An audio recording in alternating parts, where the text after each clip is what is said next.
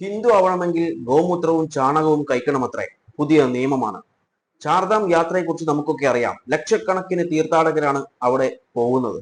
എന്നാൽ ഈ ചാർധാം യാത്രയിലെ രണ്ടാമത്തെ ഘട്ടമായിട്ടുള്ള ഗംഗോത്രി മന്ദിർ സമിതിയും അതുപോലെ BJP MLA മാരും കൂടി പുതിയൊരു നിയമം, അതായത് എൻട്രി റിക്വയർമെന്റ്സ് അവിടെ ഇൻട്രൊഡ്യൂസ് ചെയ്തിട്ടുണ്ട്. Mandatory consumption of panchakavya.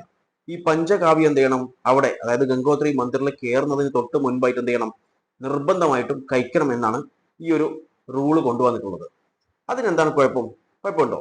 കുഴപ്പമുണ്ട്. ഈ പഞ്ചകാവ്യം എന്ന് പറയുന്നത് എന്താണ്? ഈ പഞ്ചകാവ്യ എന്ന് പറയുന്നത് ഗോമൂത്രം, അതുപോലെ ചാണകം, പാല്, തൈര്, നെയ്യ് ഇതൊക്കെ ചേർന്നിട്ടുള്ള ഒരു മിശ്രിതമാണ്.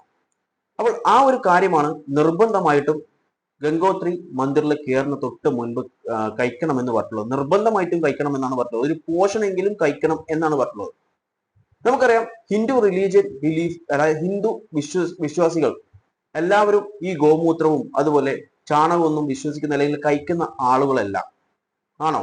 അല്ല. പഞ്ചകാവ്യ എന്ന് പറയുന്നത് ഹിന്ദുയിസത്തിൽ വളരെയധികം highly sacred for purification and rituals in Hinduism. ഹിന്ദുയിസത്തിൽ റിച്വൽസിനും അതുപോലെ തന്നെ പ്യൂരിഫിക്കേഷൻസ്, ശുദ്ധീകരണത്തിനൊക്കെ വളരെയധികം പ്രധാനപ്പെട്ട ഒരു കാര്യമാണെന്നാണ് പറയുന്നത്.